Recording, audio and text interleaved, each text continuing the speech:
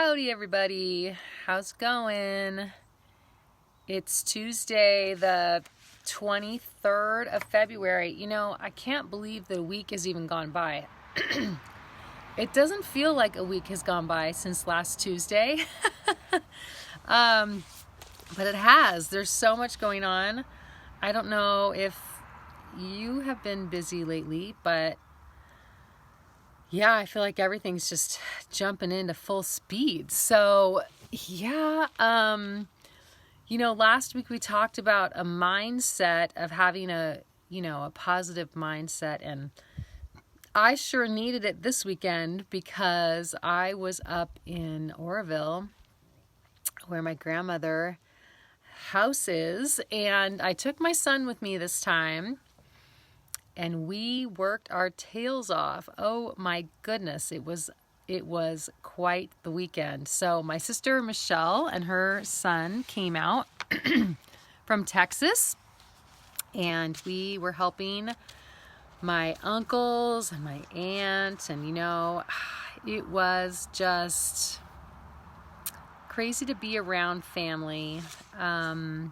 Especially family that reminds you of people. And my Uncle Mike and my Uncle Kevin are like the perfect combination of my dad. And Mike looks just like my dad, maybe just a little bit shorter and a little bit thinner. And he says things that my dad would say. and Kevin has got that funny sense of humor that my dad had. So they say these exact same phrases. I don't know if you've ever been around people like that and you're like, oh my goodness, it's exactly what my dad would say. So it was great. It was also great for our teenage sons to be around them and get just like a taste of what Grandpa Lanny was like. So it was a super sweet time. A ton of work. We ripped out carpet and flooring and tile, and we moved furniture and packed up boxes and all kinds of stuff. So yeah, thank you for everyone who's here. Oh my goodness, it just seems like there's so many people here this morning. Yes, Trisha and Grace and Missy and Suzanne and Margaret and Melissa and Carla and Dee Dee and Christian. I don't know who else. I can't scroll that far back. Esther and Danny and Jennifer. Thank you all for joining me. Yeah, I hope you're doing great. I wonder how your week was, if it was possible to stay positive. I know most of the cold weather is, some of the cold weather is a little bit better this week. Some of you that just live in the cold weather, it's not better. So hang in there. So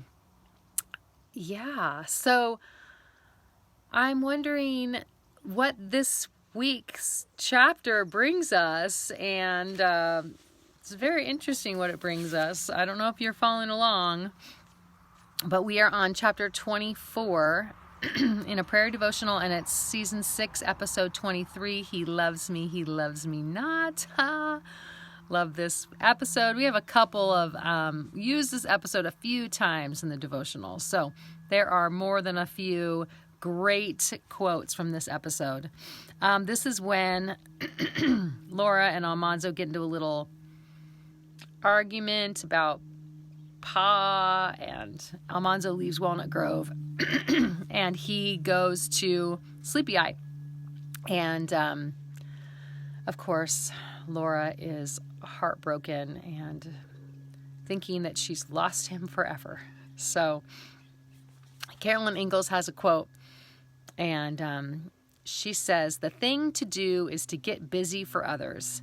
The more you do, the less time you have to hurt." And isn't that true? Oh my goodness. So we're going to read this chapter. It's called Out of the Loft, about how serving can really take your mind off your troubles. So here we go. Hurt often causes us to withdraw.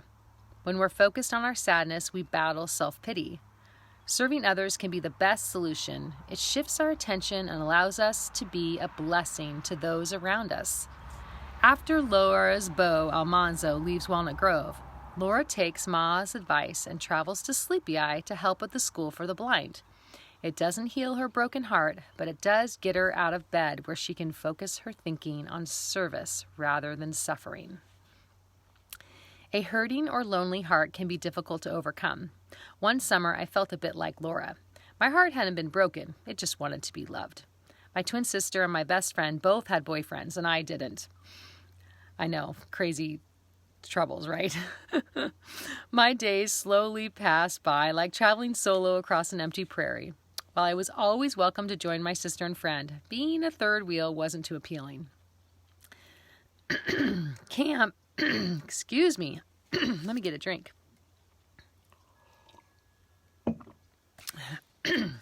Camp was a last-minute decision, something my mom suggested.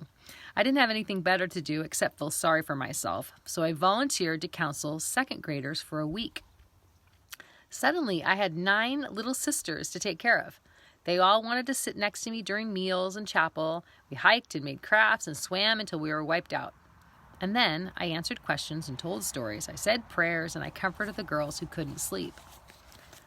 When we get busy helping others, our troubles shrink. The sting of hurt subsides as we shine the spotlight on someone else. Laura's serving at the school was just what she needed. Her washing and cleaning was equivalent to my counseling little girls at camp. And when I returned home, my loneliness didn't feel so overwhelming. Serving others unites our hearts to people, takes our minds off our troubles, and sometimes starts a process of healing that only could happen through service. The verse is from Proverbs 11:25, and it says, "Those who live to bless others will have blessings heaped upon them, and the one who pours out his life to pour out blessings will be saturated with favor." So it's interesting because I don't think I was, hurting or having troubles and I needed to serve. Sometimes you serve just because it's the right thing to do.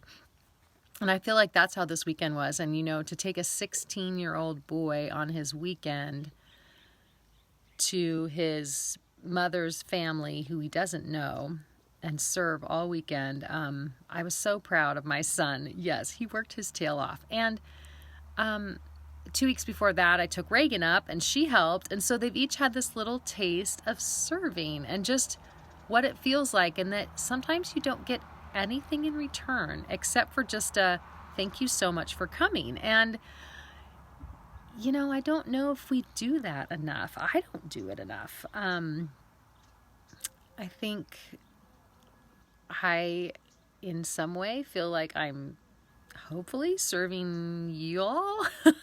I've been around a Texan all weekend, y'all. Trying to come and engage with you every week is my little tiny bit of serving you, and I hope that it's something that you love. But just get us to all just think a little bit deeper and be encouraged to be the best people that we can be, to love the people around us, to serve the people around us, and to just become the people that God created us to be. So I don't know if you are in a season of loneliness or maybe just grief after losing someone, or you're just in a funk, sometimes it happens. And I have found that when you are, sometimes serving someone else is the best medicine ever. So my challenge for you today is, who can you serve? It can be something really small. It can be something really big, like take out an entire flooring in the whole house. You don't have to do that. And if you do, I would recommend bringing gloves. And my back's killing me, so be ready for that. But who can you serve today? What can you do? Even the smallest thing. Because it's not just for what you're doing for them. It's just medicine for your soul. So what can you do for someone else today. And that is Out of the Loft. We've made it to chapter 24. Pretty fun. Yeah. I was looking through a box of stuff this weekend. I should have brought it out because I brought the box home, but it was this little recipe box. And in it, on the top of it, it says 80 Reasons We Love You. And this was a present that me, my sisters, and my mom did for my grandmother on her 80th birthday. And it was a little recipe box, and there were 80 cards in the box.